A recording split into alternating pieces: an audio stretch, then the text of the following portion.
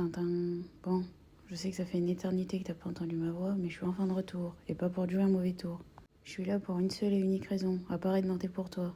Mince, j'ai pensé à voix haute. Non, blague à part. Je suis là pour t'aider à reproduire des plats fantastiques, parce que ce plat est fantastique. Pour ça, c'est pas compliqué. Il va te falloir des pommes de terre, des carottes, des tomates, des oignons, du persil, de la coriandre et du poulet. Moi, j'avais que du filet, sinon je peux le faire avec des cuisses, c'est tout aussi bien.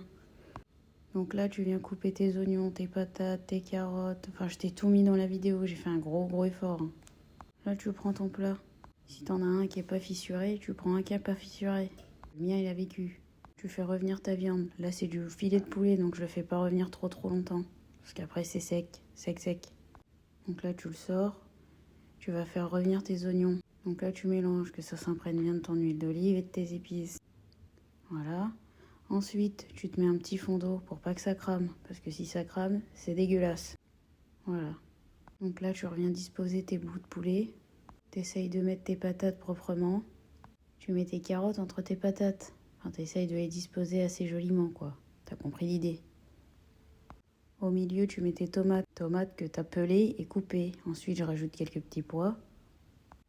Une fois que t'as fait ça, tu verses ton jus. En fait, le jus, c'est le reste de ta marinade avec un petit peu d'eau chaude, ce qu'on a préparé en début de vidéo. T'ajoutes ton mélange de coriandre et de persil, tu le mets sur le dessus. Tu mets un filet d'huile d'olive. Un filet, pas la bouteille. Une fois que t'as fait ça, tu vas venir couvrir. Moi, ce que je fais, c'est que je mets une fourchette au départ parce qu'il y a quand même pas mal de jus. C'est pour que ça cuise et que ça s'évapore un petit peu. Après, je l'enlève. Donc, je cuis sur feu moyen. Pas la peine de mettre à toute patate, sinon il va brûler. Tu mets ton couvercle et quand tes légumes sont bien cuits, tu l'éteins. En parallèle, j'ai fait décongeler du pain que j'avais fait il y a 15 ans. Et vu que je suis une grosse crevarde qui aime pas attendre, j'ai pris un bout de pain. Je me suis brûlé les doigts et le gosier comme à chaque fois. Bien évidemment, ça fait crunch. Si t'as pas un crevard, abonne-toi, salut!